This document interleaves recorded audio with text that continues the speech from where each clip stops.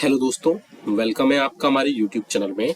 Pensioners, family pensioners और कर्मचारियों के लिए मैं कई सारे बड़े अपडेट्स देने वाला हूं, जैसा कि सामने आप अपनी स्क्रीन पर देख सक रहे हैं।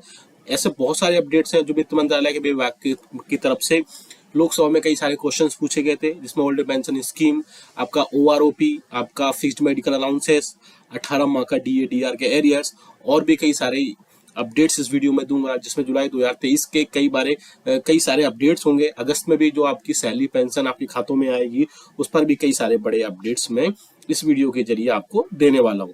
इसलिए इस वीडियो को थोड़ा ध्यान से देखिएगा। ये वीडियो थोड़ा सा लॉन्ग हो सकता है, लेकिन कई सारे बड़े अपडेट्स आपको इसमें देखने को मिलेंगे।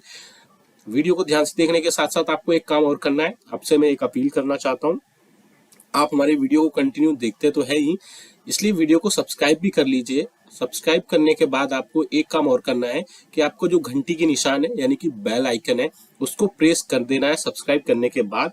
तभी आपके पास हमारी वीडियोस की जो लेटेस्ट अपडेट्स होंगे, यानी कि हम वीडियो जैसे ही अपलोड करेंगे आप तक तुरंत पहुंच जाएगा, और वो करंटली जो न्यूज़ होगी वो आप तक पहुंचेगी। अदरवाइज कई बार ये होता है कि हम वीडियो आज अपलोड करते हैं, अपने चैनल को सब्सक्राइब नहीं कर रखा होता है, या फिर सब्सक्राइब तो कर रखा होता है, बेल आइकन को यानी घंटी के निशान को प्रेस नहीं कर रखा होता है, जिसके चलते सपोज मैं आज अगर कोई वीडियो अपलोड करता हूं तो आपको 4 दिन बाद दिखता है, तो आप लोग बोलते हैं कि ये वीडियो पुराना हो चुका है। बेसिकली वीडियो पुराना नहीं होता है, आपने घंटे के निशान को प्रेस नहीं कर रखा होता है, जिसके चलते वो सारी चीजें अपडेट्स से ऑब्सोलेट हो जाती हैं और आप तक नहीं पहुंच पाती हैं। इसलिए आपको एक ध्यान रखना है कि चैनल को सब्सक्राइब करने के बाद बेल आइकन को प्रेस करना बिल्कुल मत भूलना।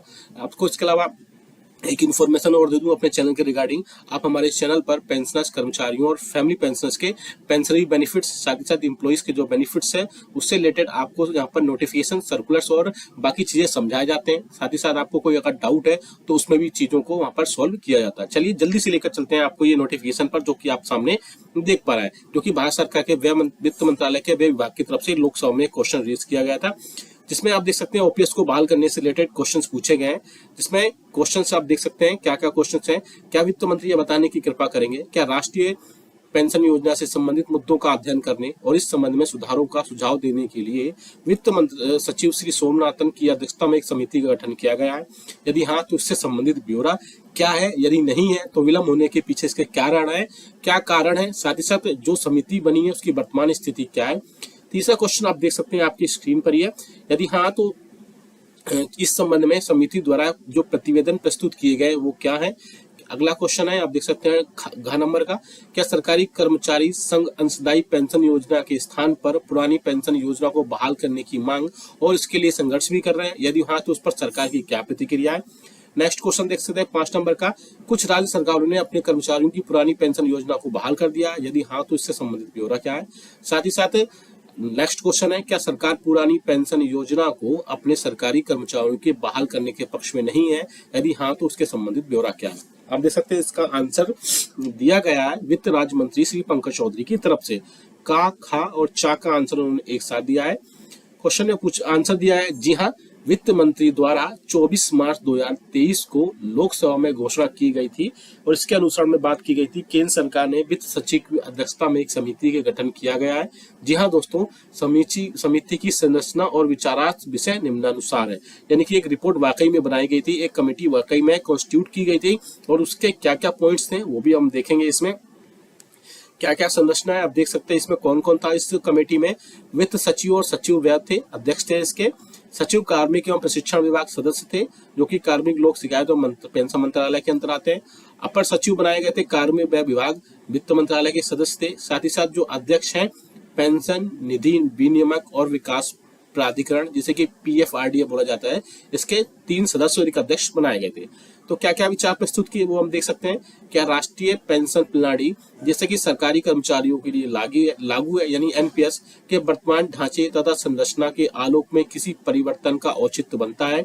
यदि हाँ तो ऐसे उपायों का सुझाव देना जो कि राजकोषीय निहितार्थ और समग्र बजटीय गुंजाइश पर प्रभाव को ध्यान रखते हुए राष्ट्रीय पेंशन प्रणाली के तहत आने वाले सरकारी कर्मचारी की पेंशनी लाभ के सुधार लाने की दृष्टि से उससे संबंधित करने के लिए उचित हो, ताकि आम नागरिकों के बचाव हेतु राजकोषीय विवेक बनाया जा सके। मैं थोड़ा डिटेल में भी समझा दूंगा, अभी हम थोड़ा सा रीड कर लेते हैं इसको। गा में बोला गया है, समिति ने अपने काम में काफी प्रगति की है, किंतु अभी अंतिम रिपोर्ट प्रस्तुत नहीं की गई है। अब नेक्स्ट का आंसर देख सकते हैं, पुरानी पेंशन बहाल करने के लिए समय समय पर जो यूनियंस है, फेडरेशंस है, उनसे अभ्यावेदन प्राप्त हुए हैं, उन्हें पेंशन की समीक्षा करने के लिए गठित समिति के समक्ष रखा गया है। इसके अलावा कई सारे राज्य हैं जहां पर ओल्ड पेंशन स्कीम को चालू किया गया है। वो राज्य आप देख सकते हैं, राजस्थान है, छत्तीसगढ़ है, झारखंड है, पंजाब है, हिमाचल प्रदेश की राज्य सरकारों ने अपने राज्य के सरकारी कर्मचारियों को पुरानी पेंशन प्रणाली ओपीएस पुनः शुरू करने के निर्णय के संबंध में केंद्र सरकार के जो पीएफआरडीए डिपार्टमेंट है उसको सूचित किया है। हालांकि पंजाब सरकार ने राष्ट्रीय पेंशन प्रणाली यानी एनपीएस में भी अपना अंशदान जारी रखा है। तो आप देख सकते हैं कि वाकई में एक कमेटी कॉन्स्टिट्यूट की गई थी और उस कमेटी ने अपने सारे रिपोर्ट्स दे दिए हैं। हालांकि उस कमेटी की अभी जो अंतिम रिपोर्ट्स है वो आना बाकी है, अंतिम रिपोर्ट्स अभी तक नहीं आई है, और जिससे चलते पेंशनर्स और कर्मचारियों के जो ओल्ड पेंशन स्कीम है उसकी चीजें अभी नहीं हो पाई हैं, जिससे कि बहुत सारी चीजों पर अभी वहां पर ऐड होना बाकी है। ऐड होने के साथ साथ वहां पर अब चीजें धीरे से सारी चीजें ऐड होंगी, और ऐड होने के साथ साथ वहां पर सारी चीजें ऐड होने के साथ साथ आप देख सकते हैं यहाँ पर क्लियरली बिल्कुल मेंशन किया गया है कि ये सारी चीजें अभी मेंशन होंगी। मेंशन होने के साथ साथ आपको इनमें कई सारी चीजों को ऐड कर दिया जाएगा। चलिए लेकर चलते हैं आपको नेक्स्ट न्यूज पर। ओल्ड पेंशन स्कीम में तो ये बड़ी अच्छी खुशखबरी निकल कर आई है कि इस पर कमेटी कॉन्स्टिट्यूट की गई थी वित्त मंत्री की तरफ से, वित्त सचिव की तरफ से। अब नेक्स्ट आप देख सकते हैं इसमें 65 लाख पेंशन धारकों के लिए एरियर और फिक्स्ड मेडिकल अलाउंसेस को लेकर के एफएमओ को लेकर बड़ा तोहफा जारी। जी हाँ दोस्तों, एफएमए को लेकर बड़ा तोहफा जारी। इसके अलावा आपको पेंशन धारकों के लिए एक इन्फॉर्मेशन और दे दूं मैं कि ईपीपीओ में फिक्स मेडिकल अलाउंसेस और एरियर का कॉलम ना रहने से बहुत सारी चीजों का अपडेट नहीं हो पाता था, जिसके चलते उनको समझ नहीं आता था कि उनको कितना एरियर मिला है, कितना मिलने वाला है, और इसके साथ ही उनको पता नहीं चलता था कि फिक्स्ड मेडिकल अलाउंसेस यानी एफएमए की स्थिति क्या है। लेकिन अब पेंशन धारकों की इस समस्या का निजात केंद्र सरकार ने कर दिया है। इस वीडियो में हम क्या क्या देखेंगे थोड़ा सा देख लेते हैं डिटेल कि पेंशनधारक, पहला पॉइंट होगा कि पेंशनधारकों को अब नहीं होगी सुविधा, ईपीपीओ में आपको शामिल किया जाएगा, बैठक में क्या निर्णय लिया गया, किस तारीख तक सिस्टम में बदलाव करना है, और मैनुअल प्रक्रिया से आप ये सारी चीजें होंगी उससे निजात जल्द से जल्द मिलेगी। चलिए थोड़ा सा डिटेल में देखते हैं क्या है पूरी खबर, और जानेंगे पूरी खबर में क्या क्या चीजें अपडेट्स होंगी। आप देख सकते हैं सामने एक मीटिंग हुई थी जिससे मीटिंग में बैठक में सारी चीजें अपडेट हुई थी, और वित्त मंत्रालय के डिपार्टमेंट ऑफ एक्सपेंडिचर के अंतर्गत जो सीपीए और डिपार्टमेंट है उसके द्वारा 65 लाख पेंशन भोगियों के शानदार तोहफा जारी किया गया है। अब पेंशन भोगियों के ईपीपीओ में फिक्स मेडिकल अलाउंसेस यानी एफएमए और एरियर का कॉलम भी दिया जाएगा, जिससे कि क्या होगा कि पेंशन धारकों को उनके जो एरियर्स होंगे उसको देखने की सुविधा होगी, और उनको कोई भी असुविधा यानी कि फैसिलिटीज होंगी उसमें ऐड होंगी। इसके माध्यम से पेंशन भोगी यानी पेंशनर्स हैं अपने फिक्स्ड मेडिकल अलाउंसेस और एरियर की जानकारी कुछ सेकंडों में प्राप्त कर सकते हैं। सीपीए द्वारा सभी पेंशन भुगतान करने वाली बैंक के जो सीपीसीसीस हैं उनके प्रमुख हैं यानी जो हेड्स हैं को आदेश दिया गया है कि अपने सिस्टम को इस प्रकार से अपग्रेड करें ताकि पेंशन धारकों को उनके जो एरियर से या फिक्स्ड मेडिकल अलाउंसेस में कितने पैसे आ रहे हैं हर महीने उस तरह की असुविधा न हो। अब ईपीपीओ में भी शामिल किया जाएगा। सीपीएओ ने बताया कि भविष्य में पेंशन धारकों के फिक्स्ड मेडिकल अलाउंसेस और उनके जितने भी एरियर से जुड़े हुए सारे केस हैं यानी कि जो अपडेशन है वो डिजिटल रूप में भेजे जाएंगे। अब पेंशन धारकों को ईपीपीओ में फिक्स्ड मेडिकल अलाउंसेस और एरियर का कॉलम रहेगा, जिससे कि पेंशन भोगी इन बातों से अवगत हो सकेंगे। बैठक में निर्णय लिया गया है। जी हाँ, सीपीएओ द्वारा 6 मई 2024 को जारी सर्कुलर के अनुसार इस मामले में एक बैठक हो चुकी है, और बैठक में पेंशन एरियर और फिक्स्ड मेडिकल अलाउंसेस को लेकर विस्तृत में चर्चा की गई। साथ ही साथ उसमें निर्णय भी लिया गया कि इन्हें इन सब चीजों को जो भी एरियर्स हैं फिक्स्ड मेडिकल अलाउंसेस है इनके ईपीपीओ में शामिल किया जाएगा, ताकि जो पेंशनर्स है उससे अवगत हो सके कि उनको कितना एरियर मिला है या कितना एरियर मिलने वाला है, कितना फिक्स मेडिकल अलाउंसेस वगैरह इस चीजों में मिल रहा है। इस तारीख तक बदलना है सिस्टम में बदलाव। जी हाँ दोस्तों, सीपीसीसी से जितने भी हेड है उनको 15/5/2024 तक सिस्टम में जरूरी बदलाव करने के लिए बोला गया था।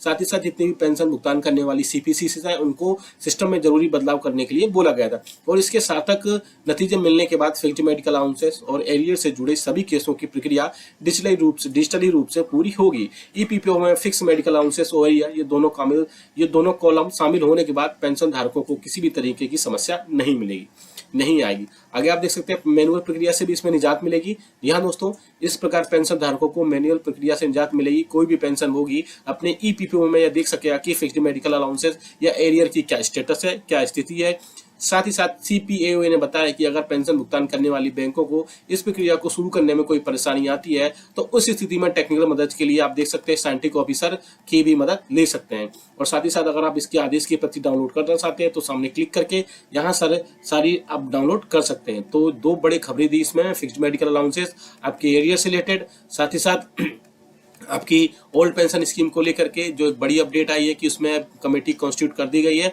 और भी कई सारों पर चीजों पर अपडेट होने वाली है। आप भी क्या आपके कमेंट्स हैं वीडियो में जरूर लिखिएगा ओल्ड पेंशन स्कीम को लेकर के, साथ साथ आपके जो भी पेंशन बेनिफिट्स हैं उनको लेकर के क्या आपको समस्या आती है उन सब चीजों को यहाँ पर कमेंट बॉक्स में जरूर कमेंट करेगा। वीडियो अच्छा लगा तो लाइक करेगा, शेयर सभी के साथ करेगा। ऐसी न्यूज इन्फॉर्मेशन अपडेट्स के लिए आप हमारे चैनल वेलकम है आपका हमारे यूट्यूब चैनल में। Pensioners, family pensioners as well as कर्मचारियों के लिए बहुत बड़ी खबरें लेकर आया हूं मैं, जिसमें आपके लिए कई सारे इंपॉर्टेंट अपडेट्स होंगे। जिनमें पहला बड़ा अपडेट होगा, आपकी स्क्रीन पर भी दिखाई दे रहा होगा। पहला बड़ा अपडेट मैं देने वाला हूं जो कि होगा आपके महंगाई भत्ते और महंगाई राहत के लिए 53% महंगाई भत्ते के साथ में क्या डीए और डीआर शून्य होने जा रहा है। क्या 7वें वेतन आयोग को लागू करते वक्त ऐसा किया गया था। दूसरी बड़ी खबर दूंगा मैं, जुलाई 2024 के महंगाई भत्ते और महंगाई राहत की जो फाइनली अपडेट्स थी वो फिक्स हो चुका है, यानी जुलाई 2024 का महंगाई भत्ता और महंगाई राहत अब फिक्स कर दिया गया है। All India consumer price index के आंकड़े फाइनली अब जारी कर दिए गए हैं। इसके बाद में एक और बड़ी खबर जो होगी वो 8वें वेतन आयोग को लेकर की होगी। साथ ही साथ राज्यसभा से जो सरकार का बयान आया था वो भी मैं आपको दिखाऊंगा। और इसके अलावा और भी कई सारे अपडेट्स होंगे इस वीडियो में, इसलिए इस वीडियो को पूरा लास्ट तक देखिएगा। और अगर चैनल पर पहली बार आए हैं तो चैनल को फ्री में सब्सक्राइब जरूर करिएगा।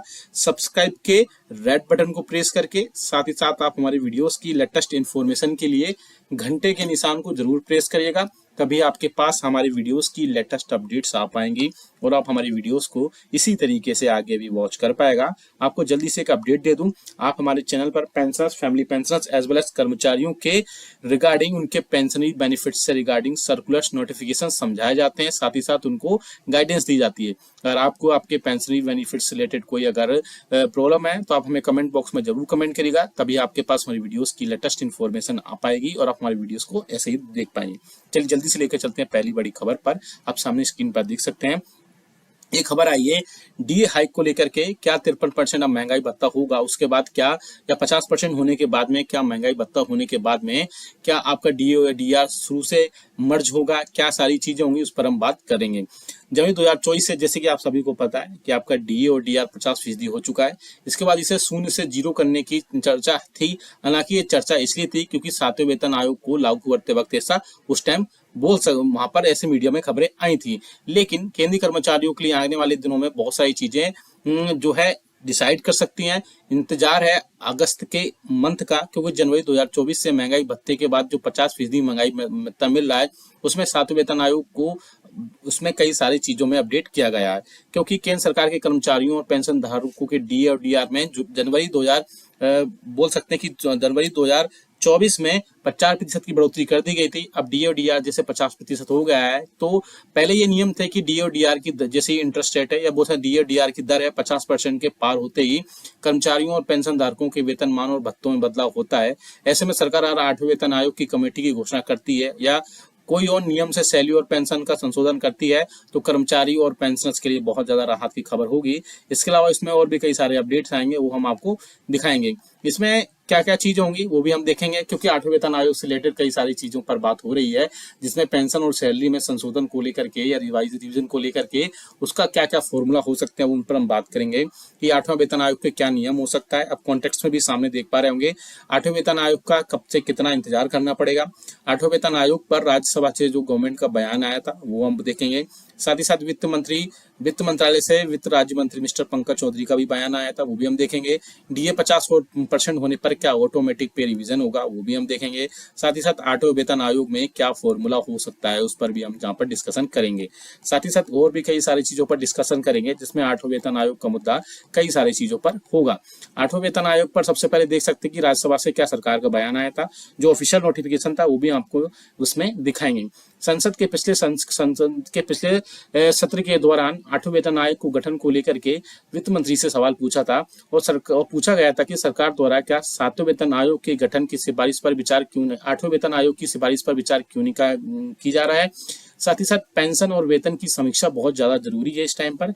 10 साल का लंबा इंतजार कराए बगैर सैलरी और पेंशन में बढ़ोतरी की जानी चाहिए।